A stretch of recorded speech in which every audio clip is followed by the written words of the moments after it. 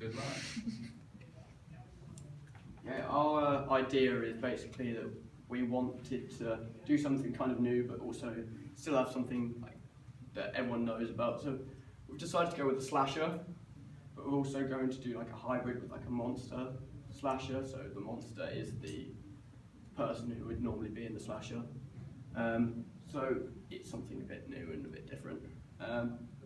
And yeah, that's what our idea is. And the narrative is that, without giving too much away, there's a female character who gets followed home, and she calls the police, and then talking about the good person that has followed her home. And as the story develops, person or monster gets into the house, and yeah, the story develops from there. For our sound, our short film has the conventional sounds of any short horror film. We'll be using silence mostly to emphasise ambient sounds. Also using a jump scare, this is like an abrupt sound which scares the audience. We're also using a tape recorded like a static sound which is going to create atmosphere. And then potentially we will have a soundtrack which will create atmosphere. We decided not to show the face of the antagonist until the end of the film to help create fear and suspense for the audience throughout the whole film. We had this idea after watching the short film Lights Out, and the last shot was the antagonist's face, which we believed worked effectively to create fear for the audience. The makeup we want to do is going to be using the idea of the Chelsea grin, which is scary, and we want to cover the other facial features on the actor's face so he does not look entirely human and scares the audience. Therefore, following Neil's theory, the antagonist will be a man-made monster. We've chosen to do our location through looking at our research and noticed that all short films tend to be in everyday locations, nothing out of the ordinary, and which enhances the fear factor as it's something we can all relate to.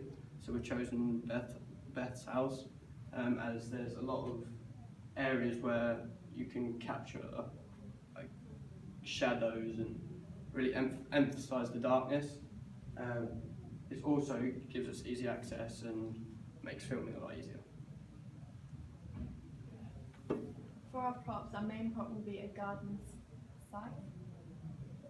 This will be the weapon of the antagonist. We're also using an iPhone for the protagonist to use and a tape recorder which will be playing throughout the film. We'll be using our own camera to film, and we'll be using one of the school's tripods. For editing, we will use the Premiere Pro software. When we film, we plan to do a variety of shots throughout. We chose to do a female character because we want to continue with the slasher stereotype of having the final girl and use the female character as it's considered to be quite a